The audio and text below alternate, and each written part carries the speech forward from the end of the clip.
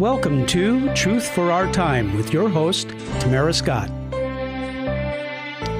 And thank you for joining us. I am Tamara Scott. You are listening to Truth for Our Time as we help you live God's Word in today's world. If He expects you to live through it, He has directed you how to do it somewhere in His Word.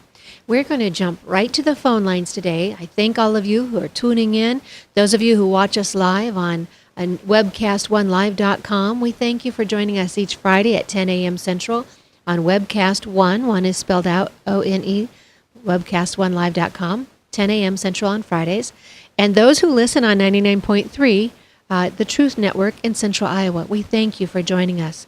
Love what we do, and as Mac, who loans us the studio, says, couldn't do it without all of you. Love being on air for the Lord, wouldn't want to be on a minute without Him. We're going to jump right to our phone line. Joining me is Meriam Ibrahim. You may not recognize that name, and you may remember hearing it, but not quite the story. We prayed for her for a period of time without ever having met her, just read the story, and God has been miraculous in her life, and we're going to get to hear that story now today. Meriam, thank you for joining us. Thank you for having me. Meriam, I read the story about this woman who was pregnant and given the death penalty in Sudan, but I didn't know her, and at the time it wasn't what we call a credible news site, so I wasn't even sure how true it was or how up to date it was, but I did pray for you, and then we learned more and more as it became more well-known in the mainstream media and across social media, I think is what really helped you. You were held in prison, pregnant with your child, correct? Yeah. And that was 2014. Tell us what happened. The first day for me, my case started on August, at the end of August. Well, how did you know? Did you know that they were going to put you in prison? No, I didn't know that. Did they just come capture you one day? No, I have to be in the court every week from August 2013 to December, before the Christmas Eve. Okay. The first day for me in the prison. This is to go to the prison. But before that, I have to show up at the court, hearing. Yeah. And so let's tell our listeners, why was it that you were put in prison in the first place? Say that again? Why did they put you in prison? They put me in prison because it's long story, but they charged me with apostasy and adultery. They said you were in the prison for the court order. I have to show up at the mental health hospital, and I have to have a fingerprint. This is long story, Yeah, and so for our listeners, let me explain too. We can hear the babies in the background, and I know for some of our listeners that might be a little bit of a distraction, but in this case, we are overjoyed. Is one of the babies we hear in the back room, baby Maya, that you had in prison? Yeah, this is Maya. And we are just delighted that, one, you were allowed to live long enough to give birth, and that God allowed you to have a healthy birth, and we now have a healthy baby girl. Yes, she is. All miraculous. Yeah. So let's take our listeners. You are from Sudan. Sudan is one of the top 5 or 6 countries as far as persecution to Christians. Yeah. When did you come to Christ? As a child or as an adult?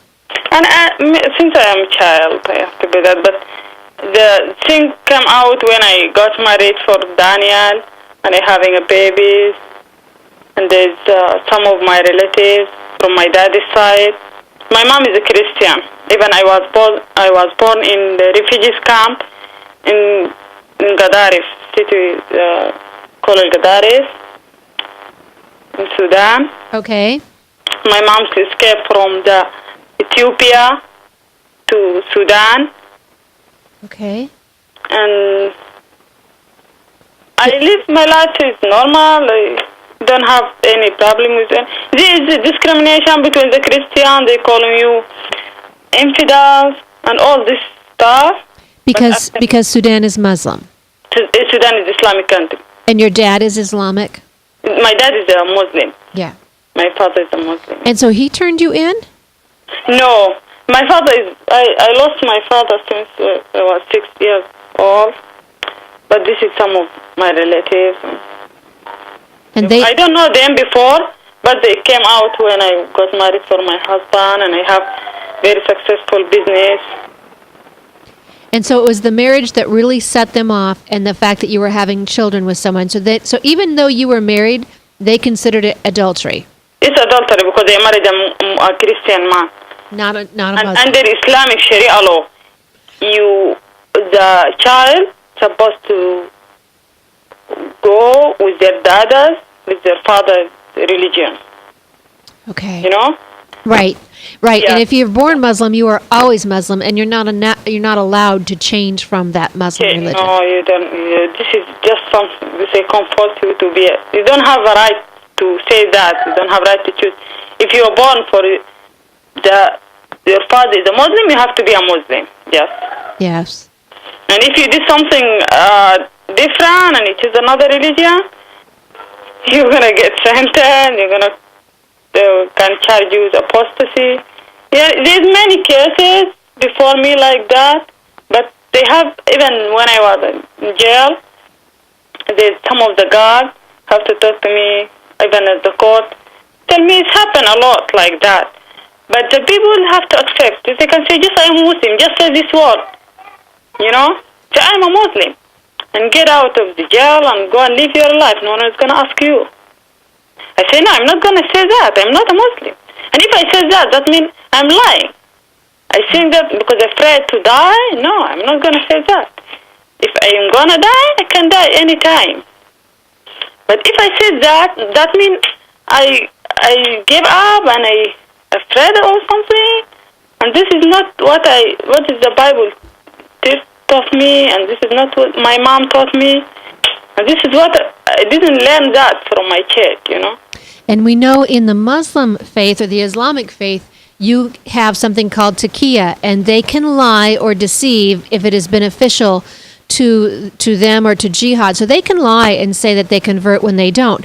But as Christians, though we don't promote the violence as Christians, we have the Bible that tells us if we deny Christ in front of man, he will deny us in front of the Father.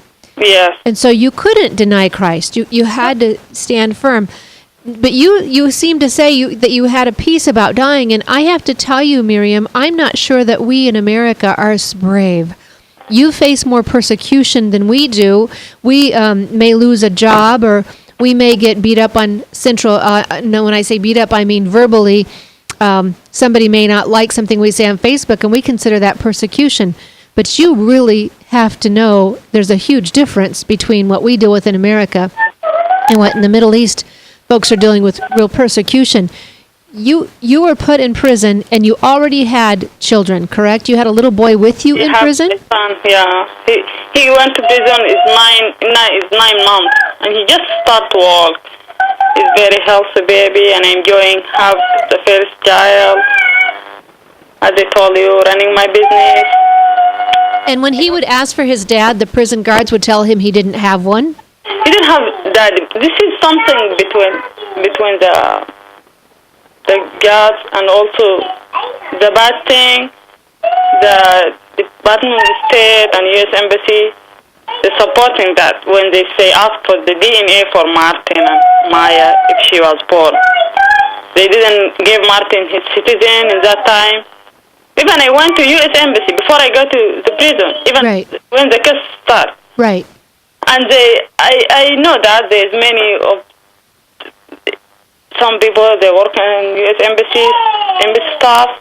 They have to go to the court, and they came to prison, and they have to tell some people to tell them what I'm saying, how I'm talking with another inmate inside the prison. And they said they are looking for the evidence to support the judge. You know? So that's the bad thing. And this thing you have to be changed. It has to be changed. You know, and Martin he's young in that time. He didn't remember anything, but he's feeling everything happened for me, and I'm trying to be comfort, to be quiet. I don't want to be angry or, I just keep praying, asking for wisdom, patience. And I'm thankful that God heard my prayer and protect me in my case in that time. It's very hard. So, yes. I don't want this to happen for anyone else. I don't want this. Right. And of course, your prisons aren't even probably as nice as we think of prisons here in America to begin with. You were put in prison. Were you 8 months pregnant when you went to prison? No, I went to prison 7 weeks. 7 weeks. Yes. I went to prison in Christmas Eve. They just told me that you're not going to celebrate Christmas. You go, and he's calling me, you infidel. He's calling me that, you infidel. You infidel, which yes, is what you don't want to be. You are. Yeah. He's calling me that. You have a hard head. You don't want to listen. You are gonna go to the jail. They want to just to torture me by any way. Even if I talk before I go to the jail, if I talk, I want to say something, you have to tell me. If you open your mouth, you're gonna go to the jail. So, did they beat you while you were in jail? No, they didn't do that. I have to spot out. They have to stop them. I don't. Even when I was in jail, before I transferred to the federal prison, the woman prison, if any woman with me in the room, it's a small room, I have to share with more than 50 person, people, and sometimes, people coming, people getting out. And they have to tell me, I have to tell them, if they want to take one of those women for the investigation, sometimes they have to call them at night. I say, no, this is not the time for that. I have to speak out even for the other women. You did? You spoke out for the other women? Yeah. Even they have to call me, you speaking like that, you talking like that because your husband is American, but let America come and help you now. You're going to go to the jail and you're going to go to sentence to death and you're going to die. No anyone is going to help you. They have to say that for me. I just keep in silent. I don't want to talk with anyone. And so they were telling you America wouldn't help you. And so was Hillary Clinton... If America doesn't help me, God is going to help me. I'm not the daughter of America. I'm the daughter of God. That's right. See, I hear you speak this, and I just wish we in America had the same firm reliance on God Almighty that you have. And I don't know if it's because you are in the Middle East, because your faith is such a serious walk and not something you can just say without meaning, as so many Americans seem to do here. They call themselves Christians, but they don't read their Bible, or they really don't practice the tenets of the Bible. I don't know many people who would be so faithful to stand on the fact that they are a daughter of the Father in heaven. I applaud you for that. Was Hillary Clinton, was she the Secretary of State during this time at all? I don't think so. It's John Kerry. John Kerry was already Secretary of State. Did anybody help you in that way as far as John Kerry, or was that after there was such a public outcry? Before the public outcry, even if they don't have ambassador in Sudan, but at the end they send someone, and he's very good guy. I wish he can stay in Sudan. The ambassador. In the last, even I met him after I released from prison. He just came. He just started to work in Sudan before I released. It was 1 week, I think. And so, yeah, but they we don't have. Believe me, the people working in U.S. Embassy, right? They're not the right people. Working in the U.S. Embassy, they are not the right people? They're not. And that's the embassy where? Because most of them is a Muslim, And that's the U.S. Embassy. Is that the embassy that's in? Where is that embassy at? Yeah. Where? Yeah. In Khartoum. Okay. We're going to go to break. Meriam, stay with us. Yeah. We're going to go to break, and we'll be back in just a couple of minutes. Okay. Folks, if you're listening, I'm talking with Meriam Ibrahim. She is the lovely, beautiful bride. We saw her photo on social media. We learned that she was imprisoned for nothing more than her faith in Sudan while pregnant, in shackles, given the death penalty. Stay tuned, 99.3 FM and Webcast One Live. You're listening to Truth for Our Time with Tamara Scott.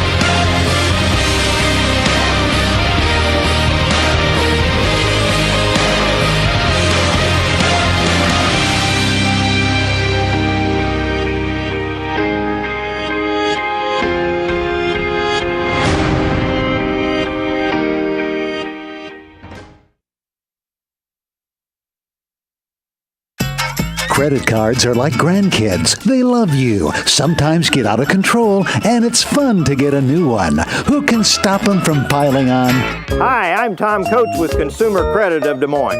At the end of the day, you can return the grandkids, but you're stuck paying off bad credit card debt. We'll help you put the fun back into using credit cards responsibly. Right, kids? Yeah! If you need help getting credit cards off your back, call Consumer Credit of Des Moines. Hi, my name is David Burrier, your Hope Coach. I host a live weekly talk show called I've Been There every Thursday afternoon at 5:30, right here on webcast1live.com, and on my weekly radio program Saturday mornings at 10 on Truth Network 99.3 FM. I interview common everyday people who have survived incredible life challenges and who testify to God's faithfulness in the midst of their storms. So join me as we bring a message of hope and encouragement. Everybody needs hope. I know, because I've been there. Hey everybody, I brought Northern Lights Pizza! And it's got Graziano sausage!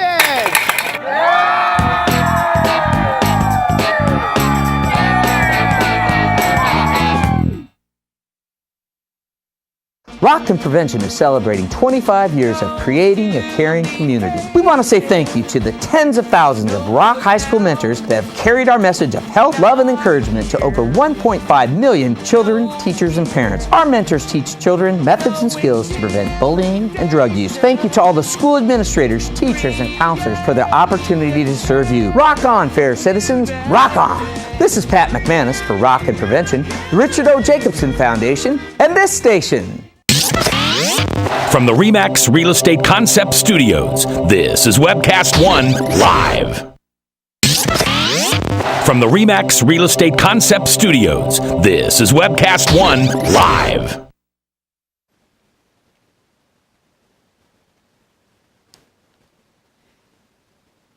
And thanks for joining us. You are listening to Truth for Our Time as we help you live God's Word in today's world. I am Tamara Scott, helping you when the headlines hit home. And as we've learned so much, unfortunately, in this election cycle, for sure, you can't just trust the media.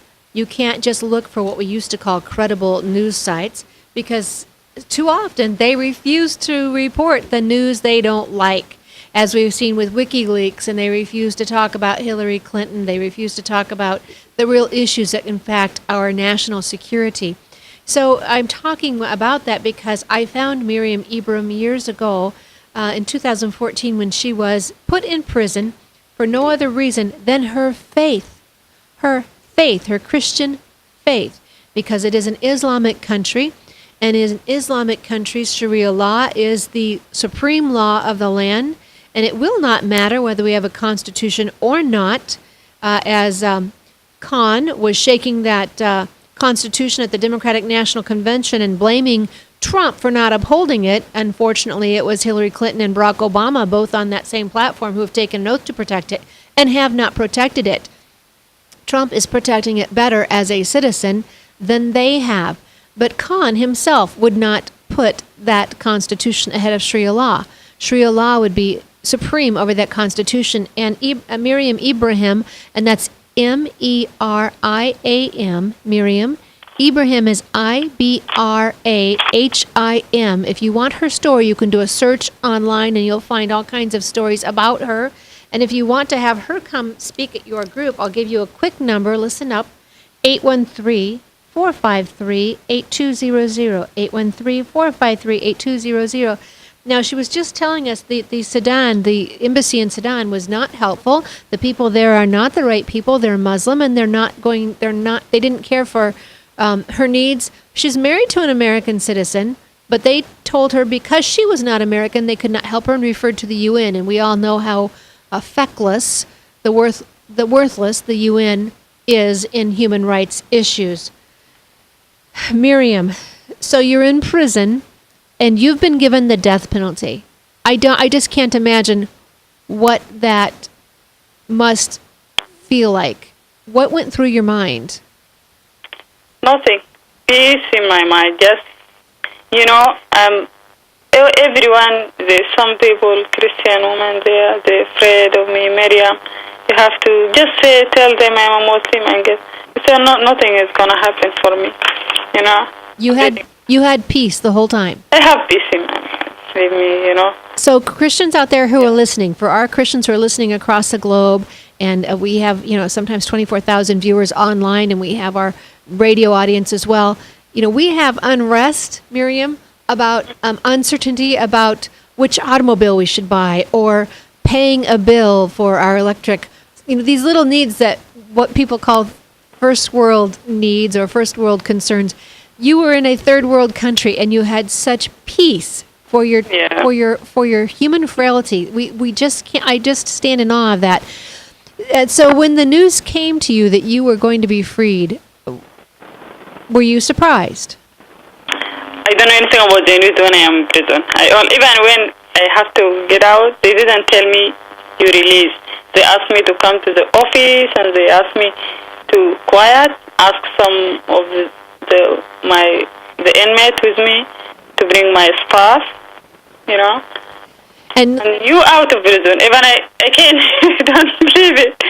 But one thing happened came in my mind. I remember the scripture from Jeremiah 29:11. I know. For I know the plans I have for you, says the Lord. They are plans for good and not for disaster, to give you a future and hope. God don't want me to die. They give me future and hope. And Goose, continue life with my kids, to raise them. To our producer, Goose, I have sent you a link that has a photo of Meriam, and of course you can go online and do a search for Meriam too. But she has this beautiful photo, Meriam. One, you're just a beautiful, beautiful young lady. Your wedding picture was just phenomenal. And here we are jumping to your when you got to be released from prison. But I kind of glossed over the birth. When you had Maya, you were alone on the floor? No, I have a nurse. It's not it's old lady. She used to help the woman when they're having a baby. They have a small clinic inside the prison. And were you seriously in shackles, chained to the floor? In shackles. My legs in shackles. I can open my legs, Even some of the women, they came to help me. And there's no electricity in that. There's no power in the prison. Was it a dirt floor? They cut it off. They cut it off, And the good thing, just I delivered Maya around 3:30 a.m. in the morning. There's a light inside the room, And that is the old woman. I'm so lucky to have this woman with me that night. She's crying all the time, all the night. I'm in pain, and sometimes I didn't feel anything. The pain is very hard. I can't move. I can't walk. I can't do anything. Just I have to lie on the floor. To every woman out there, you need to walk. You need to do that. In that time, no, I cannot walk. I can't move my feet. I can't. I feel just like I said I'm dying, but I'm praying that if anything happens if anything bad, I want it to be for me, not for the child. Right, as every mother. Yes, because the prison administration, the head of the prison administration, she came. She told me, "You don't want to listen." Even she pushed me by her feet like that when I'm sitting. She pushed me by her feet. Just if I say I'm a Muslim, just if I say, she used to say that for me. Say, "La ilaha illallah." This is called shahada. And say this word. Say this word. Say this word. I'm keeping praying. Just, oh God, help me. Just keep me. I don't want to listen in that time. Sometimes I want to be different this time. I don't want to listen to this. And then it's hard for me in that time. And she get out, and they have asked her, just take it off, and the nurse asked her, just take the shackle off and let her. She's not gonna escape. She's here. It's not about escape. Don't worry. We know she's not going to escape. But we want her to say, yes, I'm a Muslim. And if she dies, let her die. The nurse told her, she's going to die. If something bad happened to her, that's not fair. She said, no, let her die, and the baby also can die. And if she didn't die, we want the baby. If the baby dies, she can send us tomorrow. Because they just gave me 2 years to nurse the baby if I deliver. You know, this is under Sharia law. So it's just such a miracle that one. I mean, you were given the death penalty. At the same time, her voice asking me say shahada. This very strong voice. It's like my mom calling me. I heard her prayer for me that time. You know, I hear mommy praying for me that time. I lost my mom before I married Daniel by 7 months. Did you know that the nations across the globe were praying for you? I didn't know, and there's something happened while I'm in prison. The shackles came together like that, even come with my feet. And this one, the shackles, the iron is one cut off by himself. There's something happened, and they have to remove it and change it for me, or to figure out what's happened. They told me this is your husband's family. They did a magic. I said, no, this is not a magic. This is a prayer for the many people. That's right. The people is praying for me. They don't have something make magic for me or something like that. And so when you... The people praying and asking God to set me free, to break my chains. And this has happened. Because of the they have to take it off and change it to another one. Change it to one is very strong. This is after I deliver Maya. And so when you were released, you went to the Vatican. That was your first trip, right? Yeah, this is my first trip. And what happened at the Vatican? Oh my goodness, this is a event. Every time I used to tell my friend, this is a historic moment in my life. You know, I forget all that pain is gone. You know, even I still am tired. My body is not. I'm not.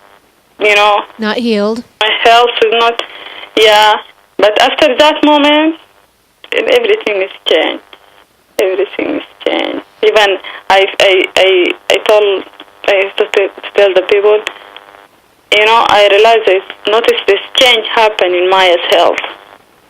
After Bob pray for her and touch her legs and bless her, you know. Even I feel her head is bigger in that time, but after that moment, it's different. It's different. Yeah. And so then you've come to the United States, and now we are so pleased to have you here. And are you a citizen now of the United States? No, I'm not a citizen. If I'm a Muslim, Hillary is going to give me a U.S. citizen. Well, your husband is a citizen. Yeah, my husband is a U.S. citizen since 2004. And do you feel safe here in the United States? At the beginning, safe, but after watching bombing everywhere, every day, don't think, just we have to pray and ask God for. And what would you say to us as Americans? Here we're looking at an election. We have Hillary Clinton, who says she will allow any Muslims in any time. She has nothing. She won't even talk about terrorism. She won't address the enemy. And we have Trump, who says he will vet people very carefully on who can come in and who cannot, as to whether they can uphold the Constitution or not. No, I don't think if Hillary is winning, that we have to pray and ask God. I don't know what's going to happen, you know, all this in God's hand, but someone is supporting Islam, and he came for the Christian. There is no peace in Islam. Islam is based on violence and murder and torture. This is, again, is the humanity. There's no peace in Islam. There's no peace in Islam. You have to love them as a neighbors, you know. And so what you just said is there's no peace in Islam. They are enemies of the enemies of the human. Enemies of the human. Yes. How come the Islam is this when they just something this is he read some word in the Islam. They can kill me. Yes. So where this came from? It came from the Islam. It came from the Islam Sharia law. Yes. Yes. Yeah, it came from the Islam Sharia law. To kill, even I sentenced to 100 lashes for adultery. And we have freedom, we have, but if you have relations with a man without marriage, you're going to get sentenced to 100 lashes, from babies. And if you're married, they can sentence to death. And this is happening in Iran.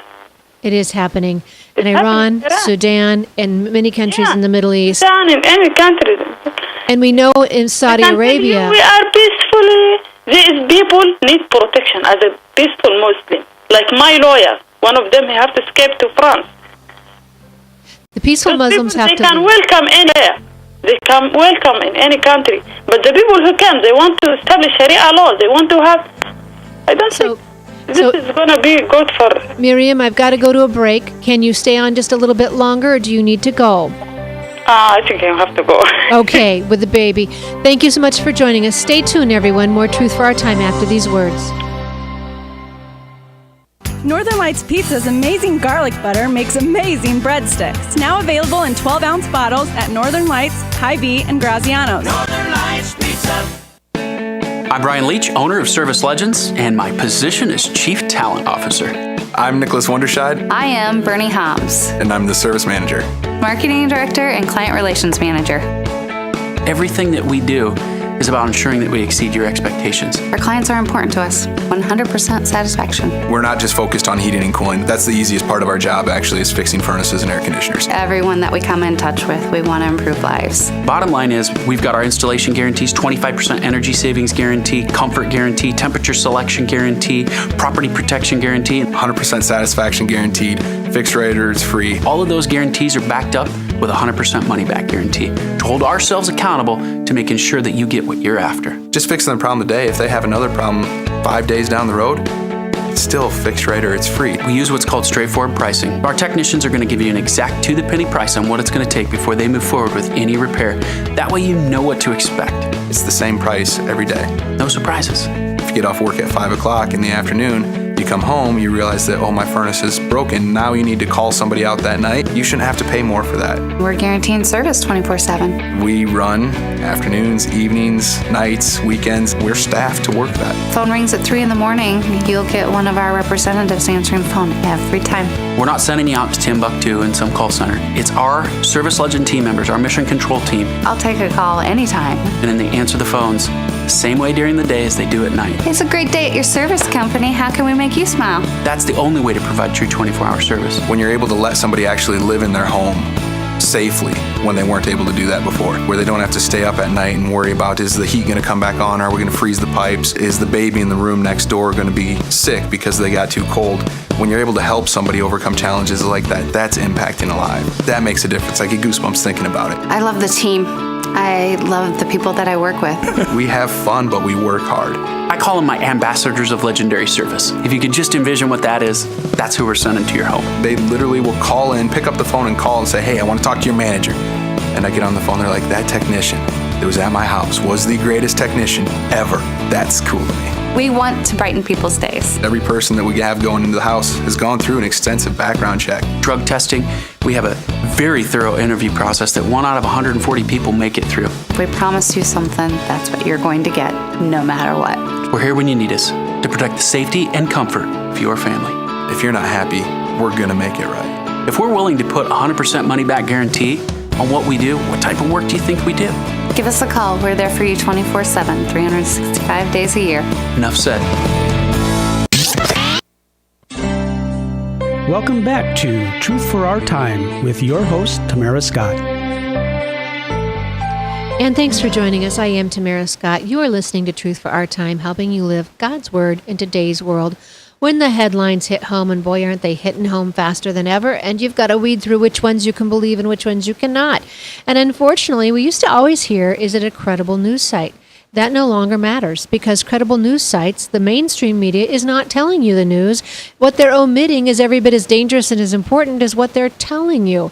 And we see this as WikiLeaks has been exposing so much more. And if they ever do talk about it, all they say are the light, fluffy things like someone has put potential presidential nominees in food groups. Okay, fine. How offensive. But they don't talk about the connection to Hillary Clinton and Russia, the money that has changed hands between foreign interest and the Clinton Foundation, the pay-for-play excess that's coming, the excess and pay-for-play that's coming out, Hillary Clinton's involvement with the what we call the Russian reset, the Silicon Valley, as Secretary of State, creating kind of a cyber technology center in Russia that's now considered a security threat by many. And I believe that when you keep hearing her talk about Russia and Trump ties, it's what we call inoculation. It's an old game they play politically. If you're guilty of something or if you have a weakness, you blame your opponent, and that way it comes out in the media and the shock and awe is all geared and aimed at your opponent.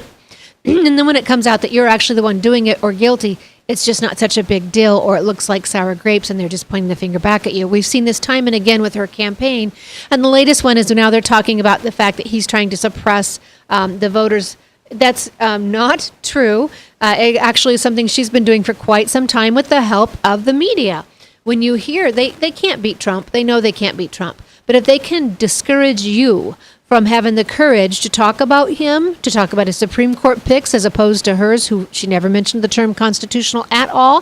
She said the Supreme Court has made mistakes. We know the only thing between us and our liberties being protected was one man, Scalia, in several instances, and he's now gone. So there's a great fear there. The media doesn't talk about that.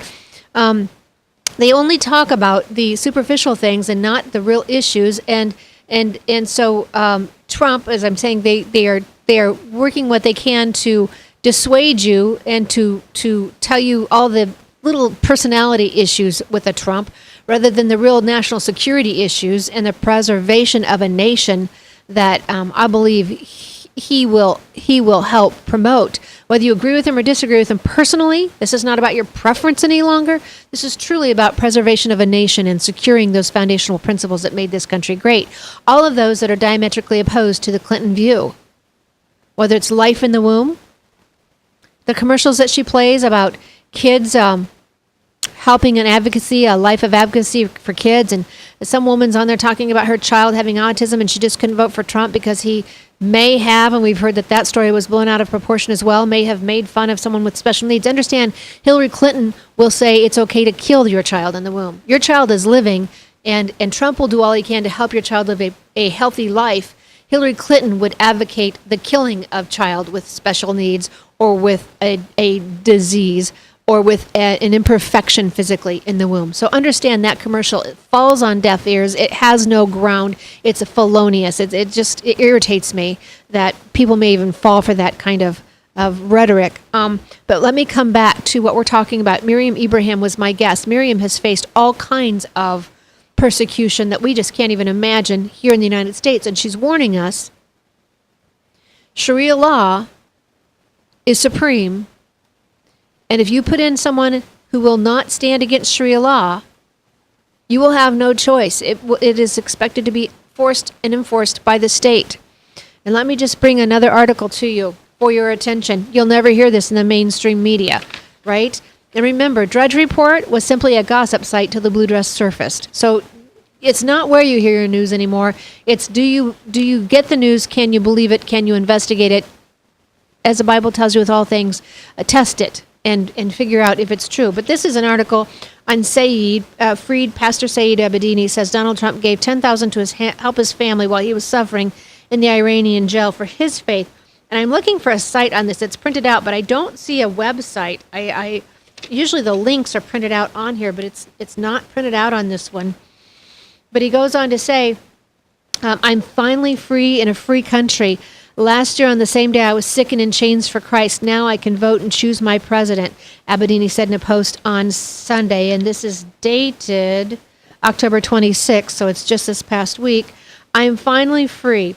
I am most amazingly, I can vote for someone that I know fought for me, called my name many times. He met my family and gave them $10,000 as a gift, and I think his ideas are more biblical than other candidates, he added. In contrast, he said the Democratic presidential nominee Hillary Clinton did not do or say anything to help secure his release from the Iranian prison. The pastor said Clinton never spoke his name or met with his family.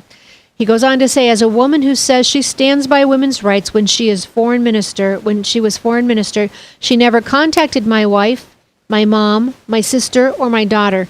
She never did anything to help when I was in prison as an American pastor who was detained in Iran as a hostage.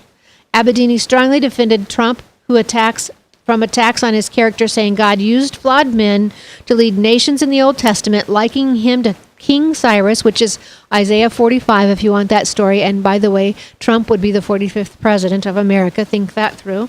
He talks about King Cyrus of Persia, a figure mentioned more than 30 times in the Bible. According to the Bible experts, Cyrus was a great king, a pagan king, who ruled Persia from 539 to 530 BC, and under his rule, Jews were first allowed to return to Israel after 70 years of captivity. He says, and this is a quote, in the past few months, we've seen how media is attacking Trump's past. I have even heard so many people say he's not a Christian. Of course, only God knows this for sure. But what I see is God using him and anointing him. It seems to me that he is Cyrus for our modern day. Like you and me, he is flawed in the process of spiritual growth. The pastor pointed out that those who are condemning Trump for his past are forgetting that America is also a nation saved by grace.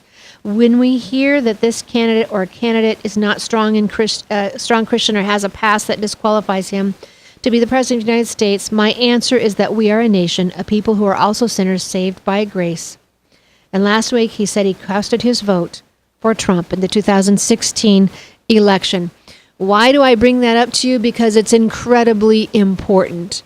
And I'm pleased that this American citizen who was offered no help from the American government, Hillary Clinton, who was a Secretary of State at the time, he says, offered nothing to his family, nor to him, never contacted his mother, his daughter, his wife, his sister, though she claims to really help women in their time of need.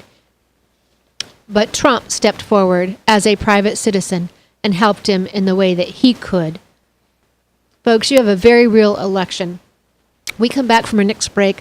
I'm going to give a little take on this that I've given throughout the state of Iowa, and I've shared it with others in other states, and people have been asking me for a videotape of it. So I'm going to do it when we come back from break, and that way we can break it apart from the rest of the show, and you may be able to send it out to others. But as Pastor Said was talking about others who are not perfect, my goodness, if we have to be perfect, who of any of us has hope? Think this through. And for those of you who think that you might be the one righteous enough, you're the one who scares me. For all of us, the Bible says, all of us, our work is rags. It's filthy rags before the Lord. It is only the Lord that can anoint what we do. It is only through his forgiveness that we, any of us, have value. And those of you who want to talk about Trump not having repented, again, you don't know it. He doesn't repent to you. He repents to God. And it's an incremental process for many. It's an intellectual process for others. But Rahab, a prostitute, didn't repent before she helped the spies in Israel. And thankfully, they didn't condemn her. And they didn't say, oh, I can't be unequally yoked with you, as some of the Christians have foolishly tossed out on Facebook in this issue. They listened to her, they worked with her, and they showed her such respect that she too then fully surrendered to Jesus Christ, or to Almighty God. And because of her surrender, was placed in the lineage of Jesus Christ. How amazing, because God doesn't care about your past. He cares about your future, and he wants your heart and your surrender. And whether you think you're a Christian or you're not, it's surrender every day for each and every one of us, all the time, in every way. And that's where the true freedom comes, as 2 Corinthians 3:17, and that's what sets us apart as other nations. Stay tuned. We'll be right back with more.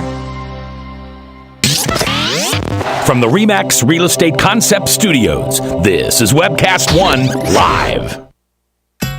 Credit cards are like grandkids. They love you, sometimes get out of control, and it's fun to get a new one. Who can stop them from piling on? Hi, I'm Tom Coates with Consumer Credit of Des Moines. At the end of the day, you can return the grandkids, but you're stuck paying off bad credit card debt. We'll help you put the fun back into using credit cards responsibly. Right, kids? Yeah! If you need help getting credit cards off your back, call Consumer Credit of Des Moines. Rockton Prevention is celebrating 25 years of creating a caring community. We want to say thank you to the tens of thousands of Rock High School mentors that have carried our message of health, love, and encouragement to over 1.5 million children, teachers, and parents. Our mentors teach children methods and skills to prevent bullying and drug use. Thank you to all the school administrators, teachers, and counselors for their opportunity to serve you. Rock on, fair citizens, rock on! This is Pat McManus for Rockton Prevention, the Richard O. Jacobson Foundation, and this station.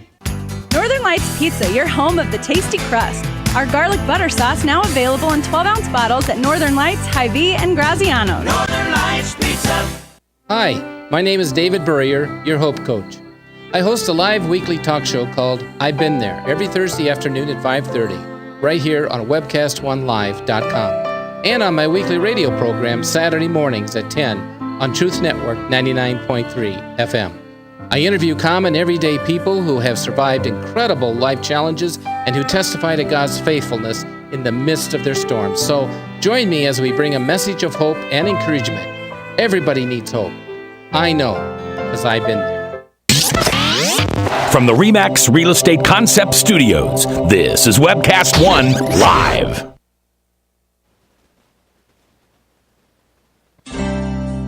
Welcome back to Truth for Our Time with your host, Tamara Scott. And you're listening to Truth for Our Time with Tamara Scott. I do appreciate your time. I appreciate your attention. And as I promised, we're going to talk today about what I see in this election and my piece in this election. And we just heard from two folks who come out of the Islamic background. They know Islam, they know Sharia law, and they tell you it is not a religion of peace. And both of them are telling us we better be careful. Pastor Saeed is voted already and pleased to say he voted for Donald Trump, who helped him in his time of need as a private citizen when Secretary of State Hillary Clinton offered no help. And we talked to Meriam Ibrahim, who was jailed, given the death penalty, forced to give birth to her child in shackles on a prison dirt floor with no electricity, no light whatsoever, just pure darkness, literally, physically, and in every other way. And yet she was allowed through miraculously God ordaining her ability to escape the death penalty and come to America. We are so privileged in this state, in this country. We better be so careful with what we have and stewards of the government God has given us. No vote is not, it is irresponsible. It is the parable of the talents, the servant who buried his talent because he didn't know what might happen to it. That's exactly what many people are saying. There's just such uncertainty with the Donald Trump. I tell you, there's certainty with Hillary Clinton. It's death and destruction. And so as a citizen, you are to do what you can in the civic arena as a Christian and get the best return for your vote. And right now, that is only one. It is only Donald Trump who is talking about this. And all other votes, there is nothing righteous about it. When he's the one who has the ability to, and says he'll work to stop abortion and give life to the unborn, and Hillary Clinton we know is not, and the other candidates, we know they have issues with it as well. And even if you can find another candidate who you think is noble, they will not win in this election, and it is a wasted vote. Count the cost, as I believe it's in Luke, tells you. Take good action. All right, so here's what I've been telling to folks. Let me take you back to a time of World War II. Winston Churchill. He was not what many people considered the perfect candidate. And when his family went into politics, it was not something that thrilled his family. It just was not something they saw for him. And yet he felt called to do it. He knew it was the time. He knew it was necessary. He was brash. He was bold. And he was considered ill-behaved by some. We've heard the story enough to know that there must be some truth to it in history. On that evening in 1946, when he attended an event in England, with the decorum that only we can see in England, and a woman walked up to him. We're told her name is Bessie Broadux, and she walked up to him and she said, "Sir Winston, I do believe you are drunk." And she was quite put out with him, and he said, "Madam, I do believe you are correct, but tomorrow I shall be sober, and you shall still be ugly." Oh, he was bold. He was brash, and sometimes ill-behaved. He was bold enough to call out the enemy and know exactly who they were and be able to face them. He was brave enough to come out with a plan to defeat them when others wouldn't, and he was ill-behaved enough to stand on the courage of his convictions when others had no courage. And because of that, the war turned out so differently and so better for millions, not only in the UK, but in the US and around the globe. We know the horrors of World War II, and it was because of him and others like him that we were able to overcome it when all odds looked against us. Now, we may not have world war right now, but we have a war of worldviews. And as we've been discussing on this show, those in the Islamic worldview and others want to destroy everything that America holds dear and everything that's made America great, including our faith in Jesus Christ and our godly foundations as a country. We need someone who is bold, who is sometimes brash, and maybe even ill-behaved enough to stand on their own convictions when the others fail. We have that man. And let me tell you what else Winston Churchill said, and this is a paraphrase. He said, if you have the ability to fight and have victory with no bloodshed, you will one day fight with no hope of winning, because death will be no worse. Think that through. If you can win victory without bloodshed and you refuse to fight, you will one day fight with no hope of winning, because death will be no worse. It is sobering. And that is where we're at today. Our nation is teetering on the brink of everything we've known and at the beacon of light that we've been to across the globe, to destroying it, removing our freedoms, removing our liberties. Our national debt will enslave all of us, no matter who we are in time. It is a war of worldviews, those who hate our country and all that made it strong, and one who is running, who may not be exactly what you think should be the candidate. He may not be perfect in your eyes. He may be flawed, as was a Winston Churchill, but he has the courage of his convictions. He's bold enough to call out the enemy when a Hillary Clinton will not do it. Even after a terrorist attack, she will not come out and say what it is when we all know in our hearts. He has the bravery to empower our military once again and equip our military to be able to defeat those who want to give us harm. And Obama and Hillary have put us at a World War I and a World War II low in our branches. And he may be ill-behaved enough to stand on his own convictions when the media is against him and all others fail. That's what we're looking for. I get he may not be your Boy Scout. Well, frankly, the Boy Scouts have let us down in the past as well.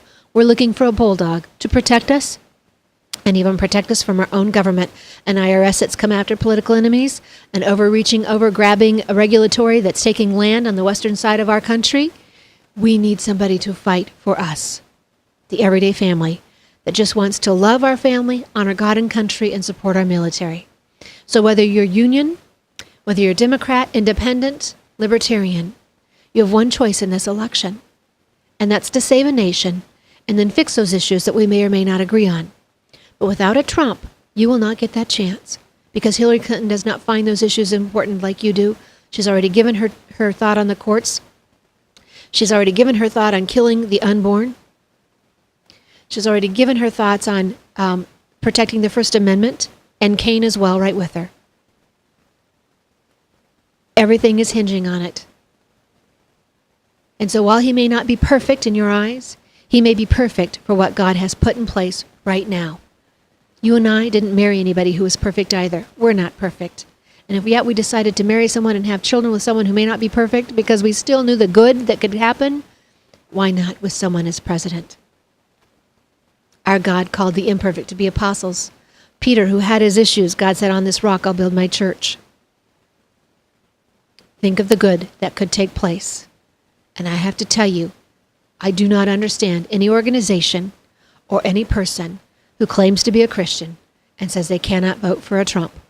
It's either a woundedness that is not healed, an arrogance, a pride, animosity, religiosity, or fear, and none of those are godly. So we have a very clear and real choice before us like we've never had before. Right now, we can do it without bloodshed.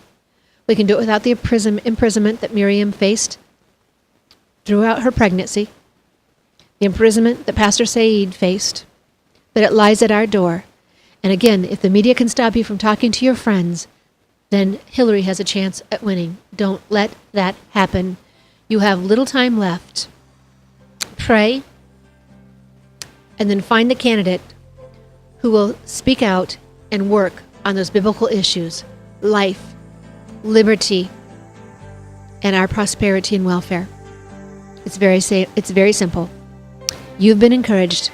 Now I invite you, never be complacent.